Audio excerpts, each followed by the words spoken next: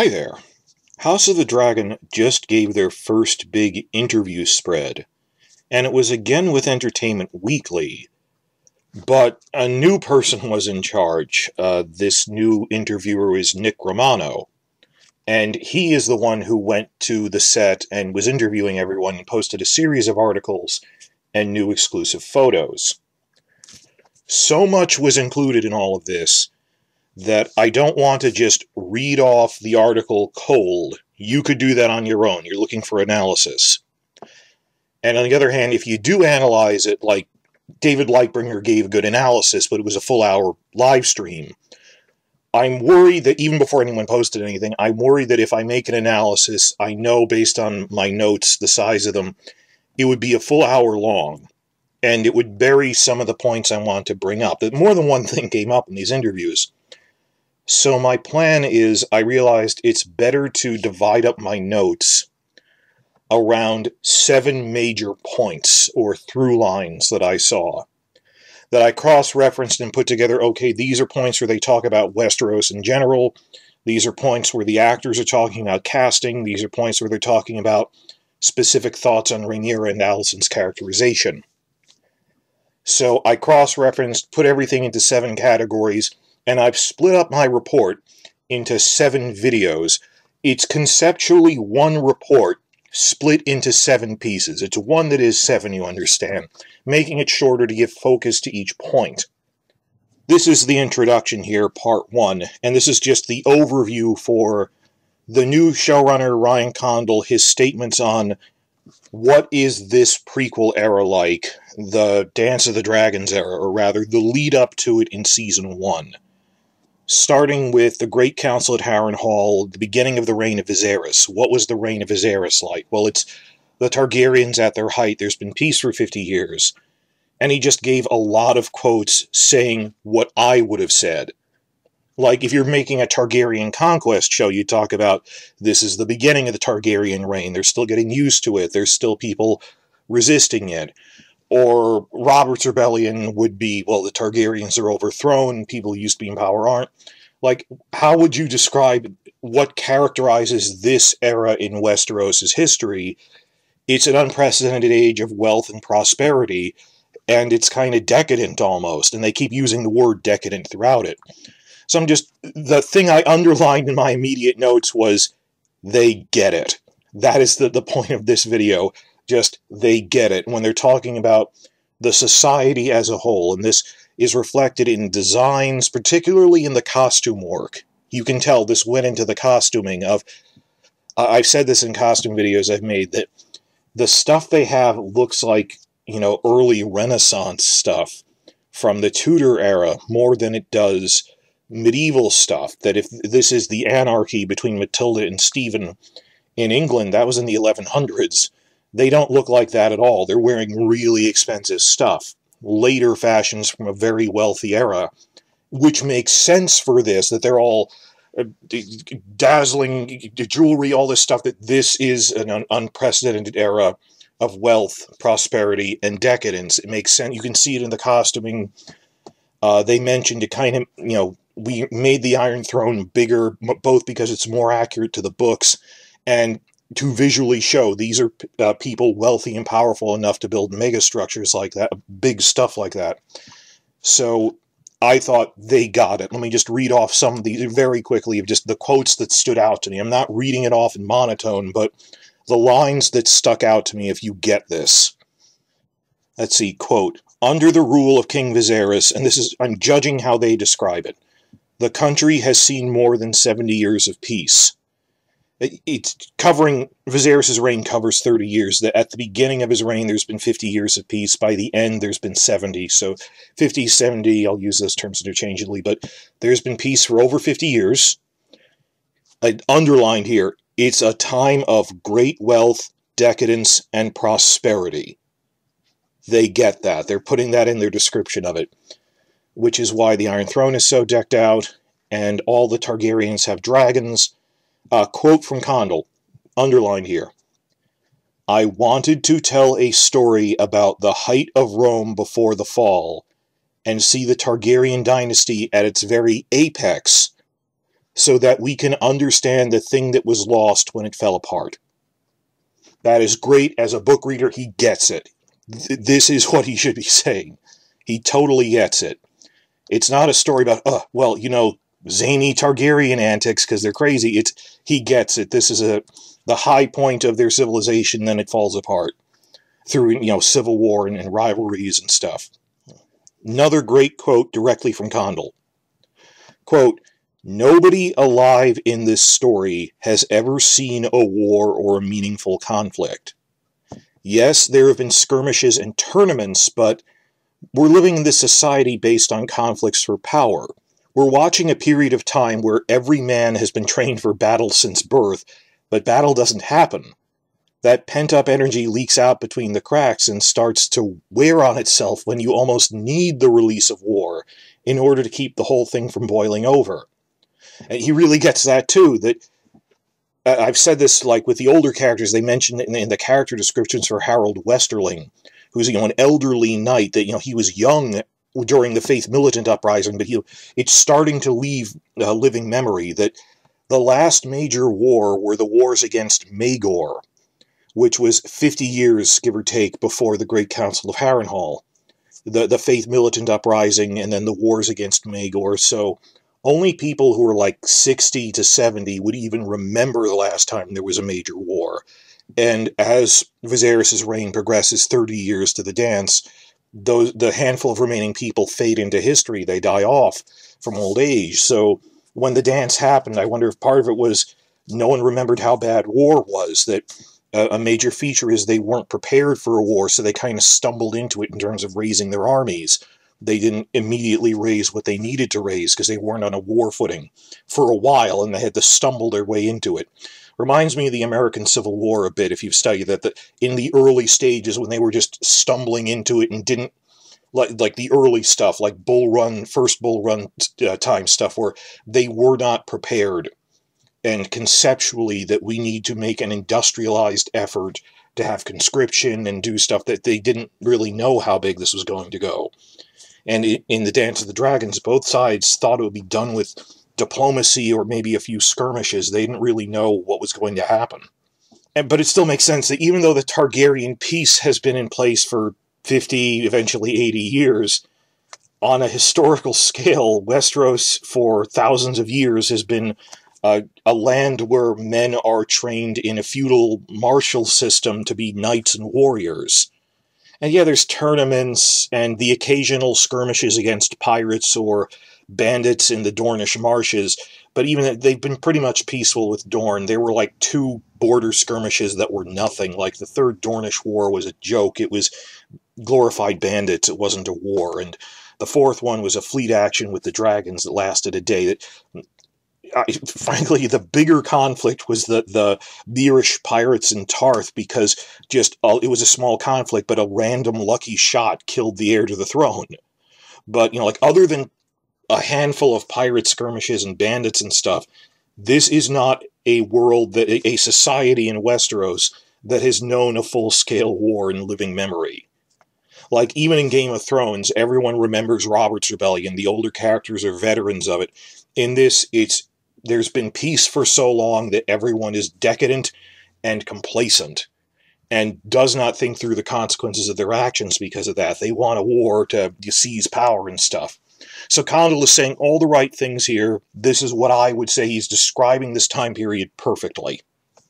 So that was the main thrust of this video, that just from these quotes, all the things with decadence, prosperity, they've been in peace for too long, he gets it, he knows that. A few other points that came up. I like that in the article they specifically cite they're afraid of another Maegor the Cruel. That the exact line is, they told him to write this, they said, "The last thing they need in this era of peace is another tyrant like the Targaryen ancestor Maegor the Cruel, who's a lingering memory on the collective consciousness." I'd be really excited. They should mention Maegor by name in this show. He was the king right before Jaehaerys, who we now know will be in the first episode. And he was the king responsible for the last major war, which was the Faith Militant Uprising combined with the uprising that eventually overthrew him under his nephew, Jaehaerys. So yeah, they would be talking about Maegor, that when they say if Daemon ever became king, he'd be another Maegor the Cruel. Like, I want them to be throwing Maegor's name around, because they actually did mention Maegor in, like, Game of Thrones Season 1 as an Easter egg.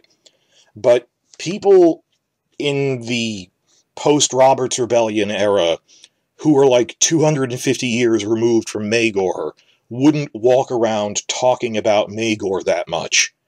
In contrast, Maegor died 50 years before this war began. He was responsible for the last big war.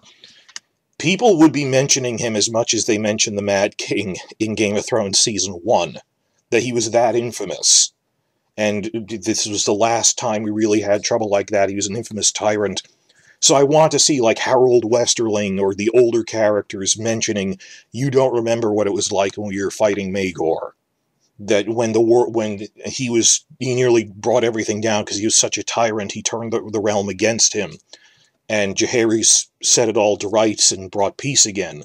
Another interesting thing is, apart from it makes more sense that people would be comparing Daemon to Maegor in this, because Maegor is within the living memory of older people.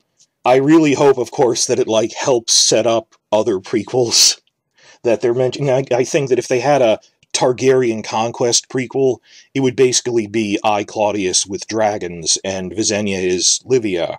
I've talked about this. But when I say a Targaryen conquest show, I mean the life of Visenya lives through the very end of Maegor's reign. She lives to be 80.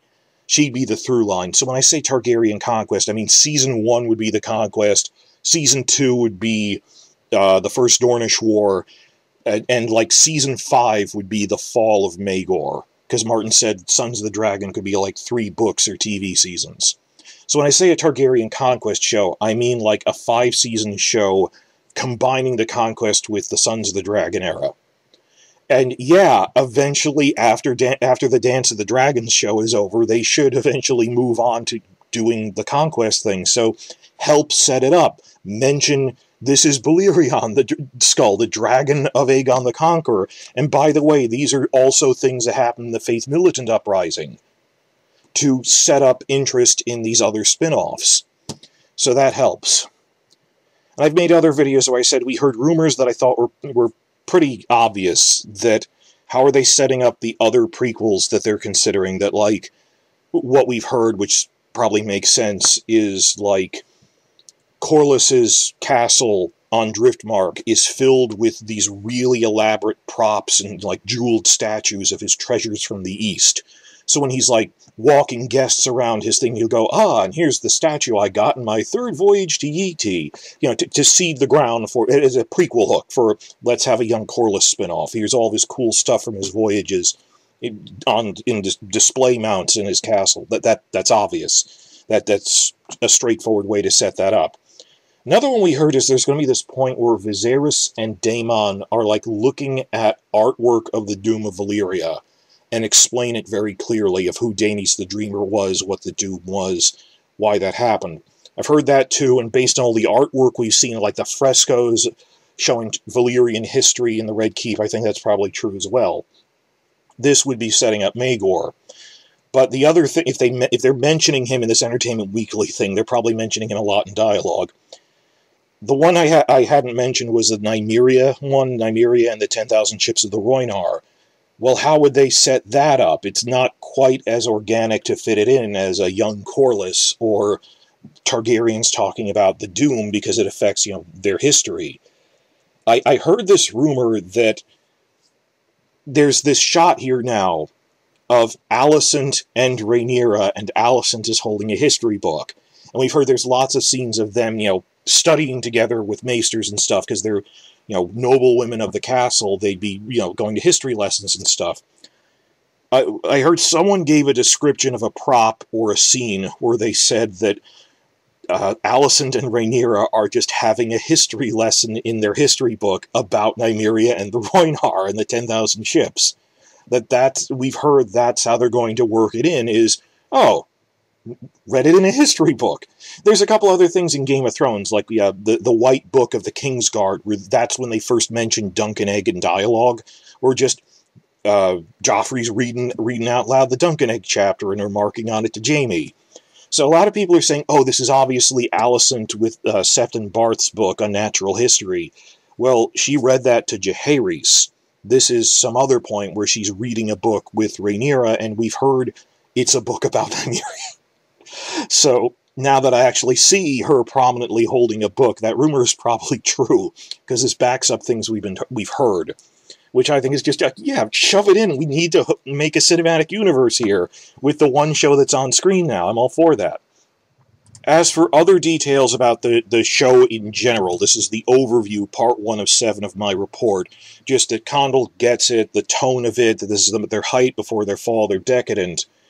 Other overview things. The other thing Condal remarked on is what we already knew, but just in case a lot of people aren't paying attention, he confirmed, yes, it's a linear story, we're not doing flashbacks. I still saw a month ago people going, no, they're starting with Emma Darcy, Rhaenyra, and I guess there'll be just a lot of flashbacks to young Rhaenyra, or like the Boba Fett show did, where there's 2 parallel timelines. Other shows have done that, too, or like Yellow Jackets, where they do parallel timelines, and that is needlessly complicated. The book itself didn't do that. The book itself is a chapter in an in-universe history book that just starts with Rhaenyra's father becoming king, shows her youth, eventually shows her growing up and having children of her own. The source material is linear. And, like Matt Smith's show, The Crown, didn't have all these crazy flashbacks. Like I say, it's like Matt Smith's The Crown. There'll be time skips where they switch actors in Season 1. Just Season 1, though. Then it snaps into focus for the rest of it. Because Season 1 covers, like 30 years. So, Condal just confirmed, this is a really complex story to begin with. I mean, infamously, they're dense books with all these names to remember. If we added on top of that the confusion of frequent flashbacks in 2 parallel timelines, we would lose the audience. The general audience. He said, it's a complex story, we need a simple structure, just a linear passage of time, and he said, specifically, this is why we have a time jump in the middle of the season from younger actors playing Rhaenyra and Alicent to older ones. So I've still seen people insisting, it's clawing at it almost, but they're still going to start with Emma and Liv Cook, right? No, he said they won't. They're not doing... Tell it linearly. I have seen other shows that do that, like The Tudors did that with the younger actors playing like Elizabeth and stuff, where you just have time skips for the younger people. You switch actors for them. Other shows have done this. And it's going to be... I keep thinking it's weird. Are there people who've seen the trailers so far who still don't understand that Millie Alcock is Rhaenyra, and they say Rhaenyra Targaryen when Millie is on screen? Do they understand that Emma is Rhaenyra? Because there's some people who, no matter what you say or do, they're not watching the video you're watching now. They're not even reading Entertainment Weekly. There's people who only watch video trailers. There's some people who won't even watch like the 10-minute video interview that Entertainment Weekly put up with these articles, with Matt Smith and Emma Darcy, with the Hightowers, and with the Velaryons. I mean, Viserys wasn't there, but that's like 6 core cast members they were interviewing. And there's people who won't watch it. It's in video form. What more do you want? There's some people who just watch trailers and nothing else, even with months of preparation. So I don't know what more I can tell you. It's kind of on you. If they have a video saying, we are doing time skips, they just don't pay attention. So that was the other thing, just the tone. Condal very clearly explaining, it's a dense story. We can't structure it that way. I do still hope we get some flashbacks here and there, because Benioff and Weiss always said, oh, but flashbacks are lazy storytelling, and later said in another interview, actually we don't do flashbacks because we're bad at them, that they're too confusing to keep track of, and just the arrogance of saying that, oh, because they're lazy. No, you're lazy, you don't know how to do flashbacks right. But still, I think that there's such a thing, it would be an overuse of flashbacks to, like, Yellow Jackets have parallel storylines. The source material is linear, this should be linear. Though I'd like, in Season 2, like, a brief flashback to some Alicent Rhaenyra conversation we never saw before, just to give the younger ones a cameo for Season 2. That'll be fun, that'll be nice. It's 30 years worth of stuff. They probably had quite a few conversations that Season 1 is going to skip over. just to see the earlier actors come back, like have the Viserys guy come back because he's going to die in the season, near the end of the season, because that's the end of his reign. I'd like that.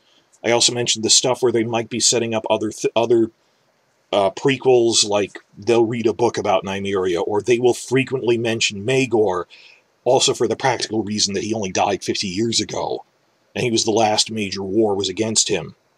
And last thing was, in the video interview, Matt Smith remarked on the obvious that, this is kind of a different show than Game of Thrones, because whereas this Game of Thrones was this sprawling across multiple continents, world-spanning show, it was like 3 shows in one. There was the Civil War in the Seven Kingdoms, there was the increasing threat of the White Walkers against the Night's Watch in the lands beyond the Wall, and there was Daenerys in the Eastern Continent, and you're always encountering new things.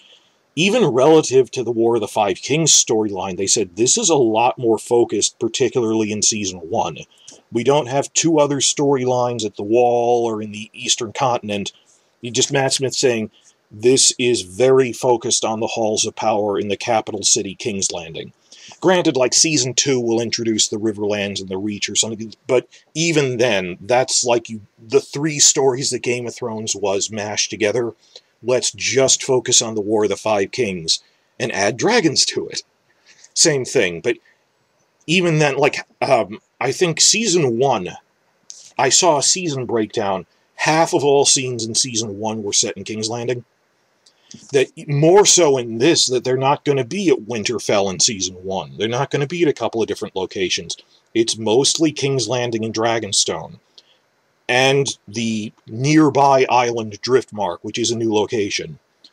And maybe bits of Harrenhal and bits of the Royal Forest. That's it. So, the other thing in terms of overall, what is Season 1 like? Matt Smith openly, anyone who read the book would tell you, yeah, the story of the reign of Viserys, the story of the Rogue Prince novella. Also, we'd see the Pirate Wars in the Stepstones Island chain. That'll be fun. But it isn't, and here's what Daenerys is doing in this other parallel storyline. He said, comparatively, it's a more focused, intimate character family drama between these 2 rival branches of the family. It's a lot more focused that way, which is good because that makes it less complicated to tell, given the logistics of doing the other thing were beyond stuff. So this is the overview video. Just, they got it. They were saying everything I was agreeing with. The tone, that yes, it needs to be a linear story with switching teenaged actresses out eventually. That's more focused. I'm going to make 6 more of these, and again, it's conceptually one big video, but I'm splitting these off to give them focus. So the next one is casting news that we got.